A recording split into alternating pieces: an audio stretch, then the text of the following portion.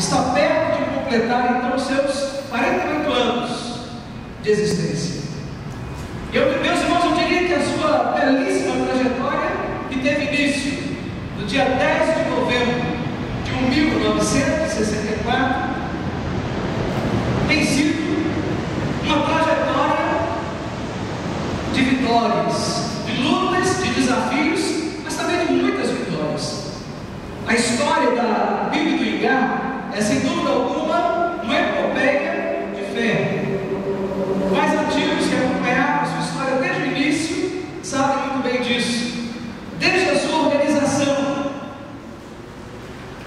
tão marcante quanto algo assim de um ineditismo muito interessante, quando duas igrejas se reúnem, fazem um consórcio, né? Se unem para a organização de uma outra.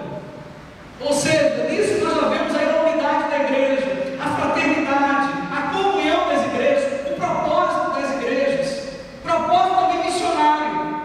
A proposta era que em cada colégio batista, a proposta do pastor da igreja na época, aliás, ainda não existia igreja, ainda era um sonho.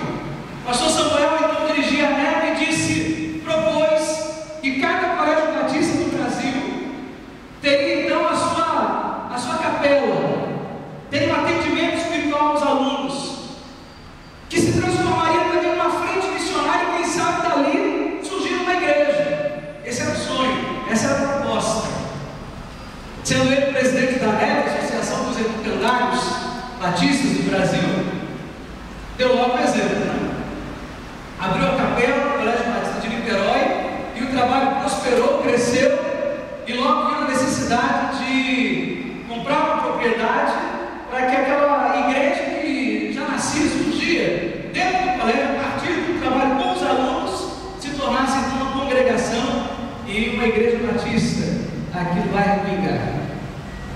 Então, desde a sua organização, passando também pela construção do templo atual, sem contar as experiências na aquisição dos terrenos. Irmãos, lerão um texto sobre isso no programa que já está elaborado, um lindo programa que será impresso e distribuído no dia do aniversário, no próximo sábado. Neste sábado que agora, dia 8, ali estão os detalhes dessa história. Mas passando pela construção do santuário atual, nós recordando também o ministério do pastor Samuel, e chegando até os dias de hoje, observando toda essa trajetória da igreja, em tudo, nós vemos a mão de Deus dirigindo a história desta igreja. Uma igreja aprovada por Deus em diversos momentos. Mas como podemos afirmar que uma igreja é igreja aprovada por Deus? Como podemos buscar isso? Sermos de fato igreja aprovada por Deus. Quero convidá-los aqui, leamos um texto que eu considero ser a certidão de nascimento da igreja de Jesus. Declaração, certidão do nascimento da igreja. Vamos ler juntos? Pois também eu te digo que tu és Pedro, e sobre esta pedra edificarei a minha igreja, e as portas do inferno não prevalecerão contra ela. Aí está, meus irmãos, a certidão de nascimento da igreja. Nascia a igreja de Jesus. Na declaração de Pedro, baseada na declaração de Pedro,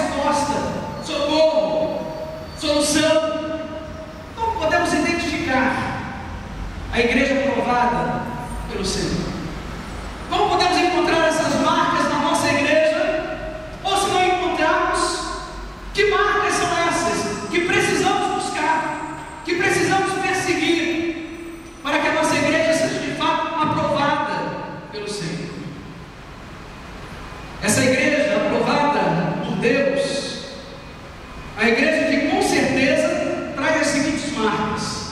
A primeira delas é a marca de uma igreja centrada em Cristo. Centro da igreja, a centralidade da igreja está na pessoa do Senhor Jesus. Quando celebramos 48 anos de existência como igreja, com uma trajetória tão linda, tão bela, devemos trazer à memória isso, para que essa igreja seja de fato aprovada pelo Senhor, aprovada por Deus, pelo Senhor da igreja, o Senhor Jesus.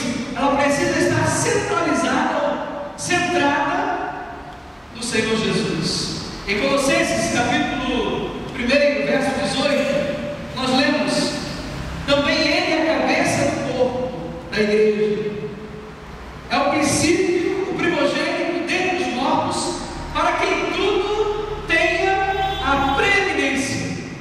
O que quer dizer isso?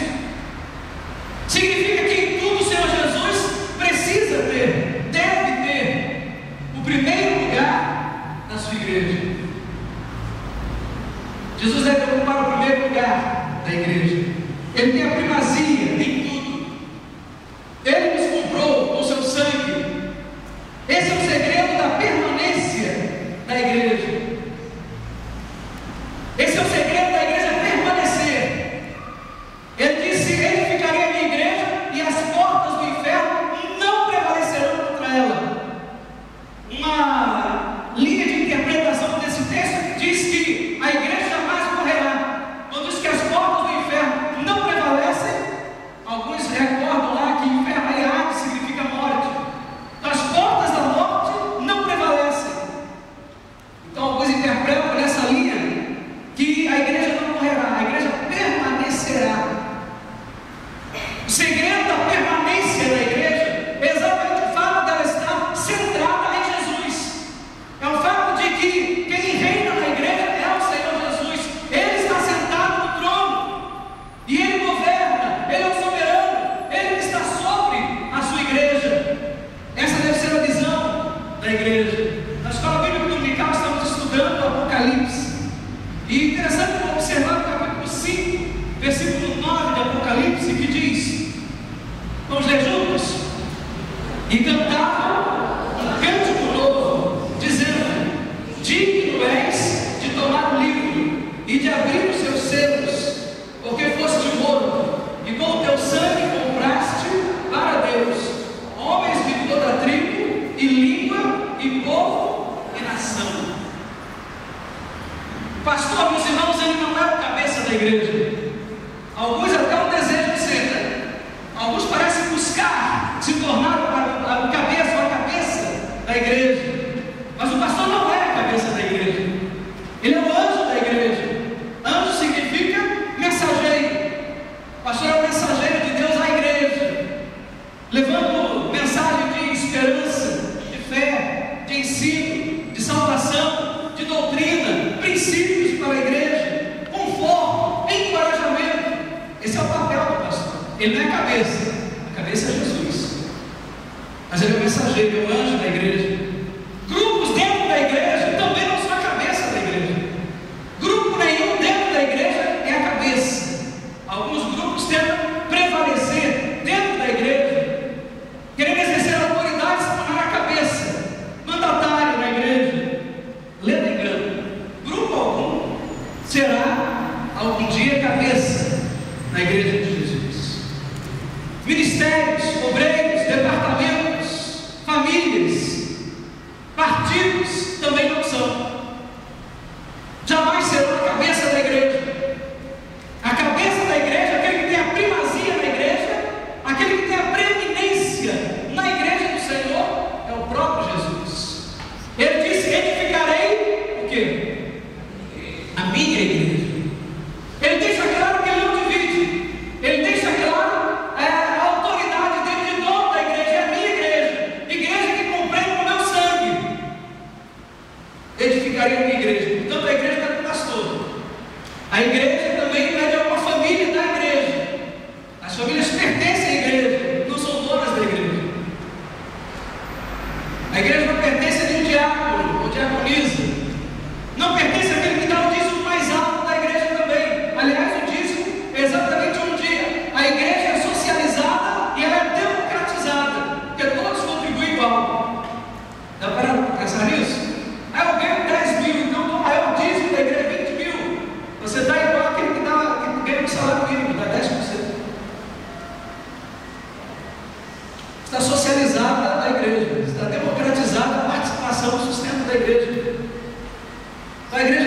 dono, senão um único dono, que é o Senhor Jesus.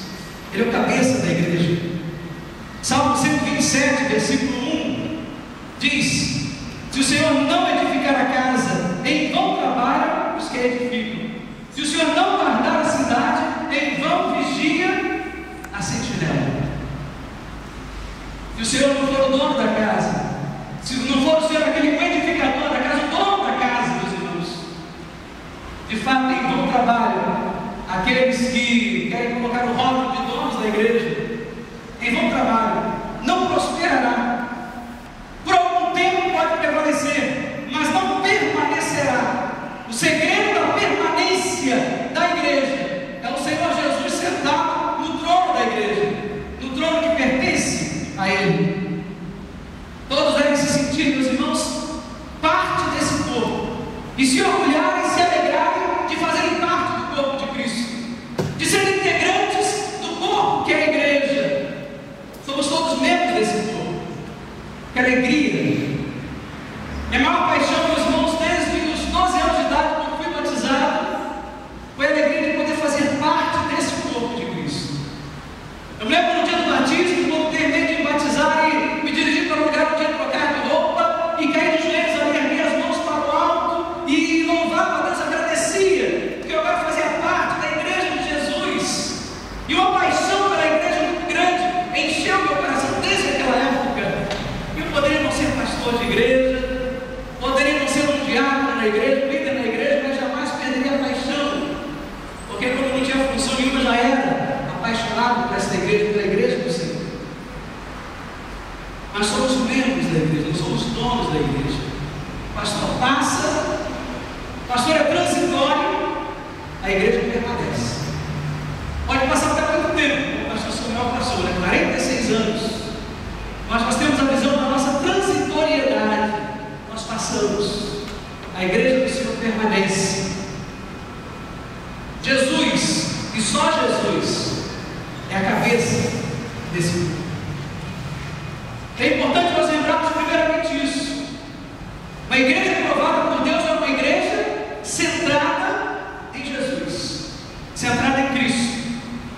Em segundo lugar, meus irmãos, ela também é uma igreja avivada. A igreja do Senhor é uma igreja avivada, que deve estar constantemente se renovando. É isso? É uma igreja que está constantemente buscando o avivamento. Avivar significa clarear, realçar aquilo que já existe. Não significa trazer uma nova doutrina para a igreja. Absolutamente. Doutrinas, princípios são imutáveis, permanecem para sempre.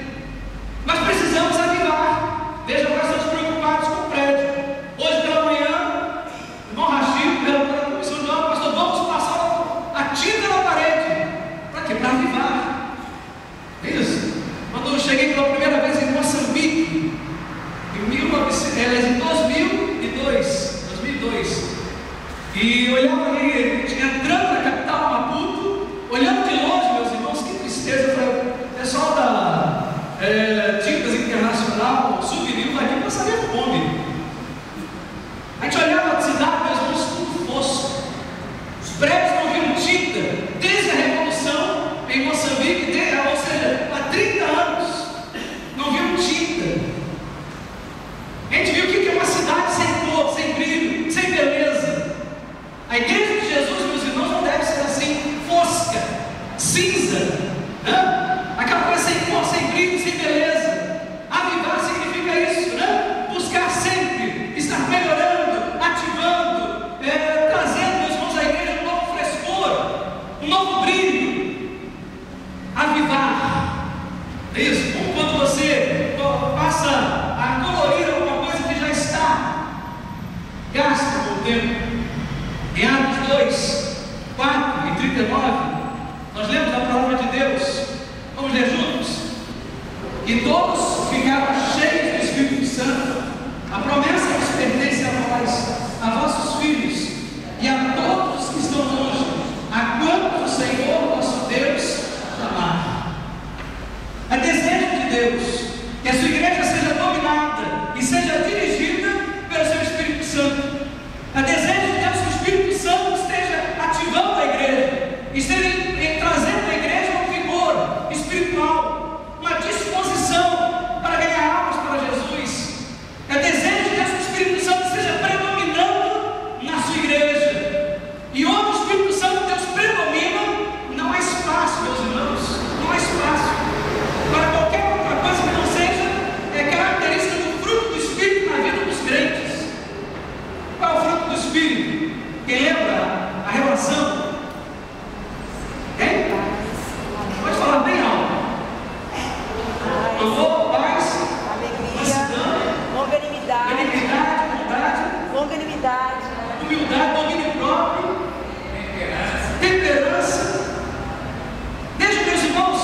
maravilha vivemos uma igreja, um corpo de Cristo, que traz essas marcas: bondade, temperança, paz, amor, domínio próprio, né? Que coisa abençoada imaginarmos isso. É o céu instalado na terra, é o projeto de Deus para a igreja. É desejo de Deus, meus irmãos, conforme esse texto de Atos, que o Espírito Santo de Deus tenha plena liberdade de ação e trabalho na vida das pessoas, produzindo o fruto do Espírito na vida de cada crente. Alguns crentes ainda não produzem o fruto do Espírito, ou não produzem determinados frutos. Pais, por exemplo, alguns vivem em guerra com ele mesmo e com os outros. Precisa dizer: Senhor, dá-me esse fruto do Espírito. Outros sentem que falta amor, falta misericórdia com os demais. Peça a Deus: Senhor, dá-me esse fruto do Espírito, do amor, da bondade. É desejo de Deus então que a sua igreja seja dominada, seja dirigida pelo Santo Espírito. Uma igreja fria é uma igreja morta. E é interessante, meus irmãos, pensarmos sobre isso. Quando falta a ação do Espírito Santo na igreja, quando a igreja esfria, ela não tem mais aquele entusiasmo com a ação de Deus, já não há mais aquele sentimento quando vê que Deus está agindo na vida das pessoas, não consegue mais ver e perceber a ação de Deus na vida da igreja. A frieza se instala na vida do crente e na vida da igreja, porque a igreja não cresce, não se desenvolve.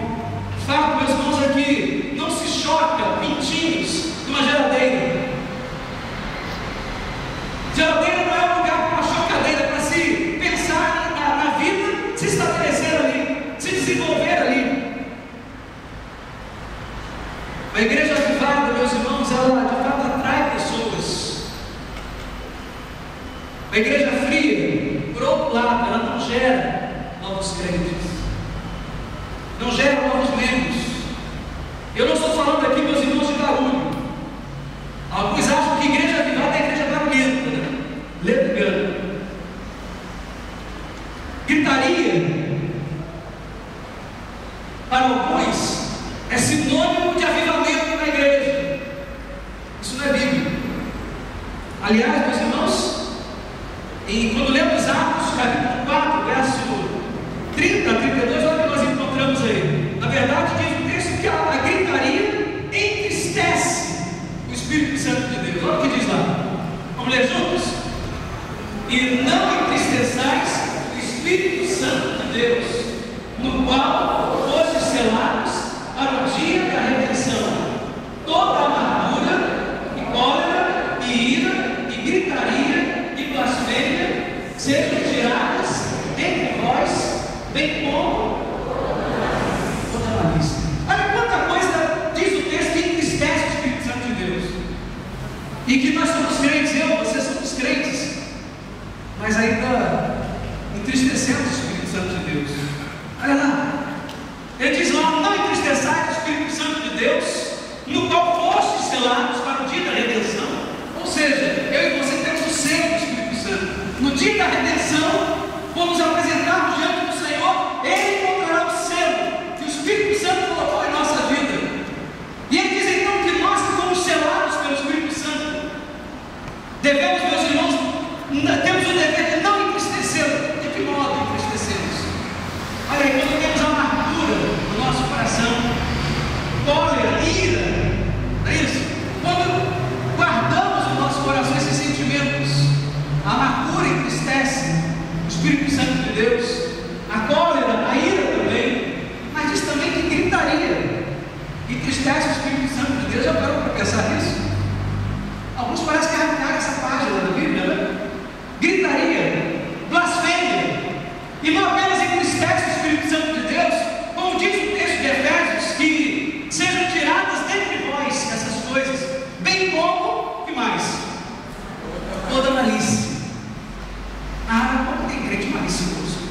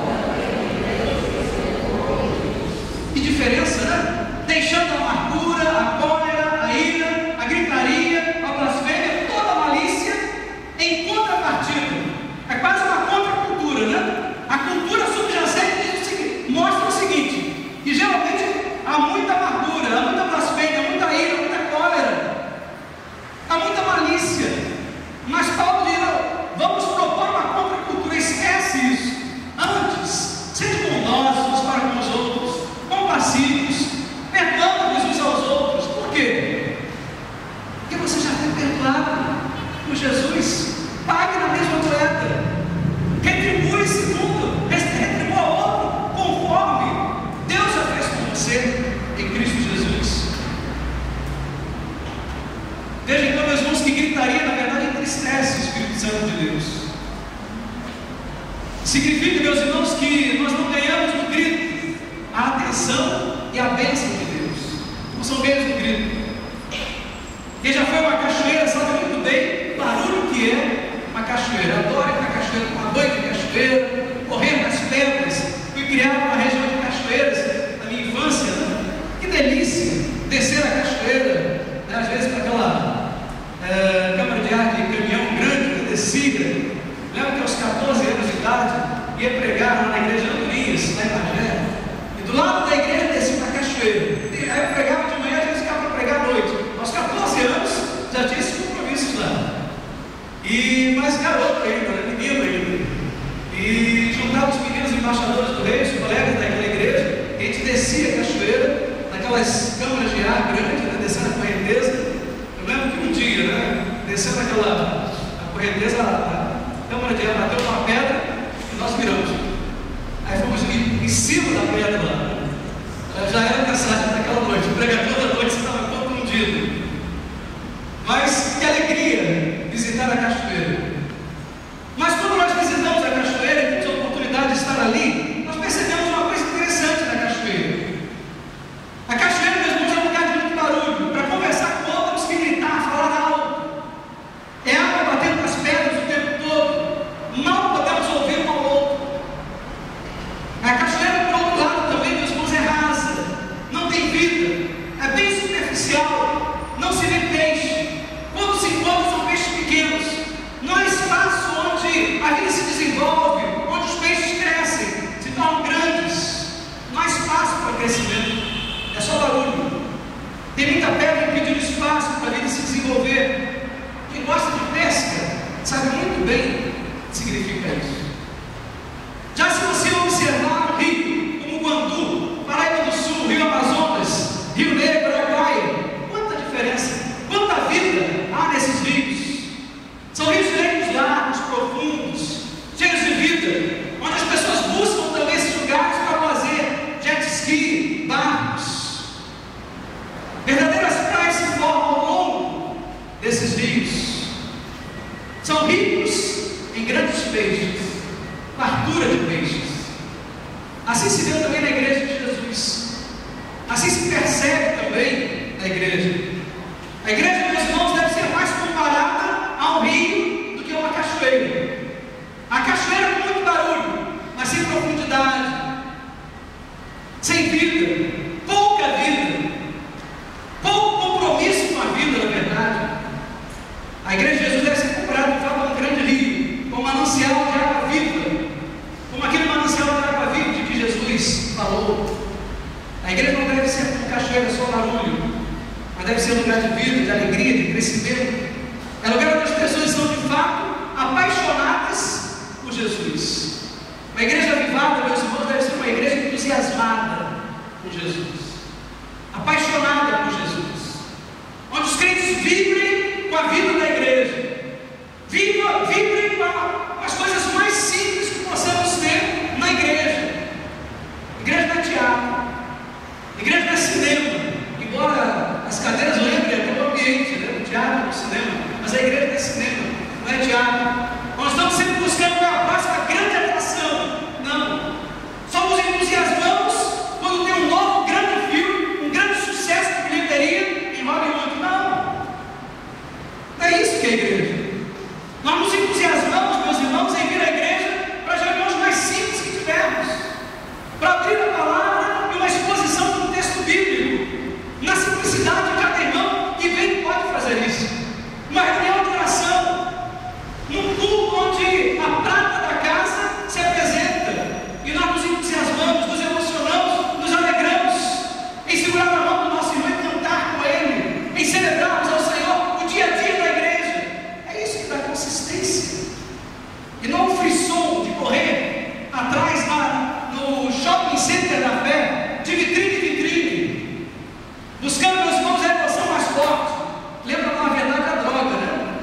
quando é viciado em droga, está buscando cada vez uma emoção mais forte, né?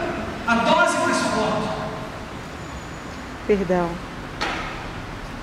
Igreja avivada, meus irmãos, é um lugar onde nós buscamos a igreja com entusiasmo e carinho. Onde a igreja não é clube social. Vou de manhã para a noite. Vou hoje para ver se que eu apareço de novo. A igreja católica já tinha esse hábito, né? A história da missa das 7 não aparecia mais. Foi uma vez no ano na igreja, né? Não é isso que nós pregamos na igreja batista, na igreja evangélica. A igreja, meus irmãos, é lugar onde há espaço para todos os que querem participar, se envolver e dar o seu melhor para o trabalho de Deus. Ou seja, é lugar de engajamento.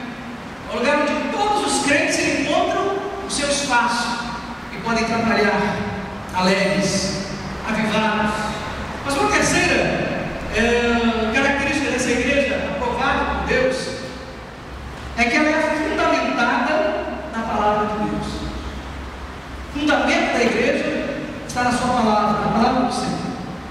A Bíblia, segundo Salmo 119, verso 105, ela é o quê?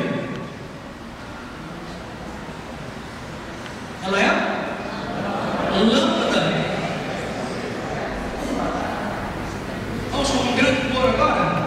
Vamos dizer daqui para a região, mas vamos cantar, né? Lâmpada para os meus pés é a tua palavra e luz para o teu caminho. Então todos nós, crentes em Cristo, precisamos dessa luz o tempo todo. É a luz que dá direção, ilumina, mostra o caminho certo. Nas nossas decisões, quando surgem dificuldades no casamento, quando queremos saber o que vamos dizer agora para os nossos filhos, que conselho vamos dar nessa ou naquela situação, nessa fase da vida e agora, que palavras diremos a eles?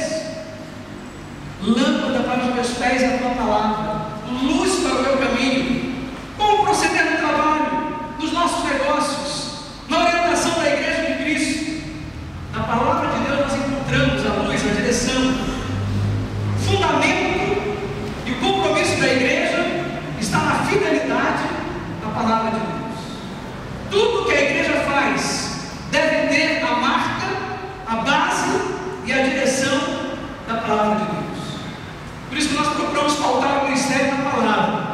Por isso que a mensagem, cada mensagem que pregamos, cada estudo está recheado pela palavra. A base é a palavra, o recheio é a palavra. Mensagem, meus irmãos, sem palavra não é mensagem, não é sermão, não é pregação. É preciso, meus irmãos, deixar o caminho aberto para a palavra de Deus conduzir a sua igreja. Para ser uma igreja assim, bem fundamentada na palavra, é preciso, meus irmãos, que estejamos atentos a 2 de Timóteo, capítulo 3, verso 15. Precisamos de obreiros dedicados à palavra, pastores dedicados à palavra, estudantes da palavra, estudiosos da palavra, mas não apenas pastores.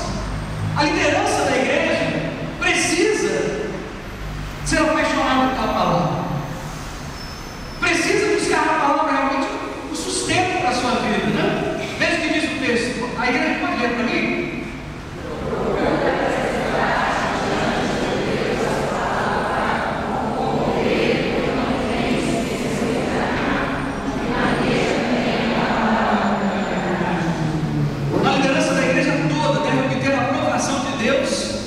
Devem ser aprovados no conhecimento da palavra. Todos os demais conhecimentos, meus irmãos, são muito importantes. A técnica, o conhecimento da área em que você está atuando na igreja é importante. Treinamentos específicos também são importantes. Mas o fundamental é que cada líder se ache aprovado no conhecimento da palavra de Deus. É isso que é requerido. Quando você está engajado no trabalho de Deus, você se acha aprovado no conhecimento sobressalente da igreja, que é o conhecimento da palavra. E aí, meus irmãos, aquilo que o pastor Milton disse, mas pelo menos não combinou comigo, né? Mas é a minha palavra para a minha igreja. Cada crente deve estar matriculado na escola bíblica dominical, deve ser aluno da escola bíblica dominical. Todos devem aproveitar cada oportunidade da igreja para treinamento, para crescimento.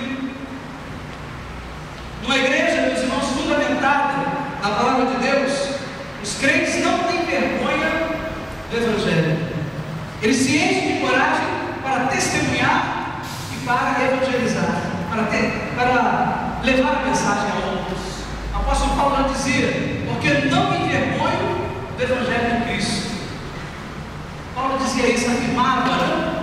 Com muita convicção. Por causa disso ele foi preso, foi humilhado, foi morto também, né? Mas ele dizia: eu não me envergonho do Evangelho de Cristo. Por que Paulo se envergonhava do Evangelho de Cristo? Quem lembra? Igreja multiplica é outra coisa, né? Porque ele é o poder de Deus para a salvação de todo aquele que crê. Como, meus irmãos, nos envergonhar desse Evangelho? Quando nós temos visto tantas pessoas que tinham tudo para dar errado, a família já não acreditava mais nenhum valor àquela pessoa, a sociedade já tinha abandonado, já desistiram, mas o Evangelho continuava sendo o poder de Deus para a salvação. Não apenas dos bonitinhos, dos certinhos, tudo ali quadradinho, não. Salvação de todo aquele que crê. O Evangelho foi o poder de Deus para a salvação daquele homem, daquele ladrão, fascínora, provavelmente assassino, estava ao lado de Jesus na cruz. Foi o poder de Deus para salvar aquele homem. Ele é o poder de Deus para a salvação de todo aquele que crê. Por isso não nos envergonhamos do Evangelho. Mas em último lugar, a igreja aprovada por Deus, meus irmãos, é também uma igreja fiel. Igreja fiel. Vale a pena rever a advertência de Apocalipse, capítulo 2, versículo 10. Ser fiel até a morte, e dar-te-ei a coroa da vida. Fidelidade, meus irmãos, é essencial para o sucesso e também para a aprovação da igreja. Nada prospera sem fidelidade, sem lealdade. Fidelidade, meus irmãos, é qualidade de caráter. Se somos fiéis no nosso serviço, nunca faltaremos ao trabalho. Se faltamos, avisamos: olha, o motivo mais do que justificado, está faltando, né? E sentimos mal quando isso acontece, mesmo que seja justificado. Estamos preocupados, não queremos deixar em falta. Agora algo vai mal. Algo vai mal. Se o nosso trabalho, a nossa vida social pode contar conosco em qualquer situação, e a igreja não. Fidelidade, meus irmãos, atrai pessoas. Fidelidade, meus irmãos, é o ponto mais atraente que nós vemos para que a igreja traga outras pessoas. Lembro de uma igreja lá na África do Sul, uma igreja com mais de 3 mil membros, um bairro nobre, lá em Johannesburg, próximo a Johannesburg, e uma igreja frequentada pela classe média alta de Johannesburg. Interessante que quando conversávamos com alguns membros daquela igreja, uma igreja realmente muito dinâmica, muito fundamentada na Bíblia também, e realizando um grande ministério ali naquela cidade.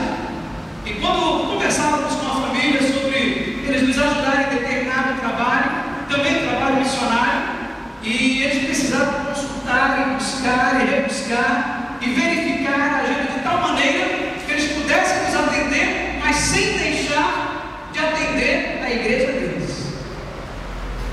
Eles exerciam uma liderança muito grande, eles cantavam nos corais da igreja. Eu não faço falta aqui, igreja muito grande, posso ter qualquer momento. Mas sempre impressionado, irmãos, o zelo que eles tinham pela igreja, onde eles eram membros, cuidado com a igreja deles. E nós nos sentimos muito atraídos com ele, conhecendo aquela igreja que, de uma forma tão forte, né, incutia em seus membros esse compromisso, essa responsabilidade, esse desejo de estar e de conviver, de estar presente ali, naquele lugar. Fidelidade, então, meus irmãos, atrai pessoas. Desejávamos ir ali para ver o que estava acontecendo. Se fôssemos fiéis na participação dos cultos da igreja, ou mais fiéis, nós seríamos, meus irmãos, o maior poder de atração desta cidade. Você está livre? Domingo de manhã ou à noite? Não tem problema disso. Posso atender. De alguns, né? Outros, na verdade, deveríamos pensar: estarei no culto da minha igreja domingo, pela manhã e à noite. maneira de atendê-lo entre uma situação e outra, quem sabe depois. A fidelidade, meus irmãos, também alcança a nossa visão quanto ao santo apego à doutrina e princípios de nossa igreja, bem como a nossa fidelidade na entrega dos dízimos na casa do Senhor.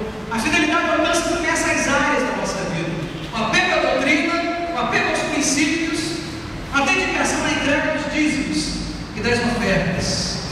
Essas são apenas algumas das marcas que nos ajudam a identificar uma igreja aprovada por Deus. Algumas marcas. Sejam essas marcas, meus irmãos, encontradas na primeira igreja que nós fomos quando nos reunimos nesse mês de novembro para celebrar os 48 anos desta igreja. E que possamos, meus irmãos, caminhar agora para os 50 anos, para o jubileu de novo da igreja, pensando: que igreja desejamos ser? Que de fato sejamos uma igreja centrada em Cristo. Busquemos ser uma igreja de fato avivada, onde o Espírito Santo de Deus tem a liberdade de agir, e possamos ver de fato também o entusiasmo, a paixão muito grande da igreja pela obra que a igreja realiza aqui. Uma igreja bem fundamentada na palavra de Deus, onde o fruto do Espírito se manifesta abundantemente na vida da igreja, trazendo paz, comunhão, amor, domínio próprio, temperança. Seja essa igreja uma igreja fiel ao Senhor da igreja. Seja uma igreja fiel à agenda da igreja. Uma igreja fiel, leal na frequência aos seus cultos. Uma igreja fiel quanto à doutrina, quanto aos seus princípios, quanto ao sustento da igreja. Outras marcas nós poderíamos mencionar. Essa igreja daí poderia dizer que é uma igreja, precisa ser uma igreja amável. Em 1 João capítulo 4, versículos 7, 8 e 12, diz o seguinte: amados, amemos uns aos outros, porque o amor é de Deus, e todo que ama é nascido de Deus e conhece a Deus. Aquele que não ama não conhece a Deus, porque Deus é amor. Ninguém jamais viu a Deus. Se nos amamos uns aos outros, Deus permanece em nós, e o seu amor em nós é aperfeiçoado. Uma igreja que ama o Senhor Jesus, uma igreja que ama a Deus acima de todas as coisas, uma igreja que ama ao seu próximo como a si mesmo, uma igreja que cuida dos seus e que toma conta uns dos outros. Essa é uma igreja amável. E interessante, meus irmãos, que eu acho muito importante destacar esse texto de João, porque ele diz que aquele que não ama não conhece a Deus. O compromisso, né, que nós temos, meus irmãos, com a fidelidade da palavra, o compromisso de fato amarmos uns aos outros, porque se não amamos, se não demonstramos isso, a Bíblia diz que nós ainda não conhecemos a Deus. Isso, meus irmãos, significa que você pode estar vindo na igreja, você pode estar sendo um bom frequentador da igreja, não é participar de muitas reuniões da igreja que nos fazem amar uns aos outros, não. Às vezes fazemos isso e ainda falta em nós esse fruto do Espírito. E diz aqui que aquele que não ama não conhece a Deus, porque Deus é amor. Outra marca dessa igreja que poderíamos fazer menção é que é uma igreja totalmente evangelística. Em Marcos 16:15 diz, fala sobre isso, sobre essa marca da igreja, né? Uma igreja não evangelística, uma igreja em decadência, uma igreja que está prestes a fechar as portas. Um artista, meus irmãos, pintou um retrato de uma igreja decadente. Era um lindo templo, com uma porta aberta, um gasofilácio. Gasofilácio, para quem não é membro da igreja, é um lugar onde se coloca as ofertas. A igreja tem uns nomes assim, porque não está acostumado, né? Não vai entender, né? Gasofilácio, o que é isso? Né? Catecúmenos, glaço de catar o quê? Mas são os nomes aí antigos que aparecem nos dias de hoje. Mas a ideia é essa: a gasofilácio, a pintura desse artista,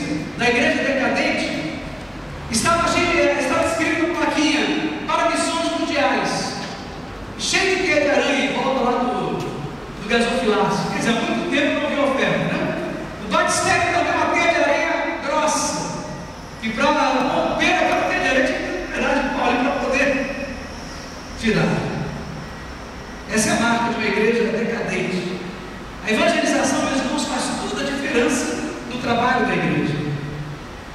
Faz com que a igreja se pareça ainda mais com a igreja primitiva, uma igreja evangelizadora e uma igreja frutífera. Uma igreja que, meus irmãos, com essas marcas, ela terá frutos espalhados pelo mundo inteiro. No mundo inteiro se conhecerá sobre essa igreja. Seja ela pequena, pode ser às vezes uma igreja pequenina.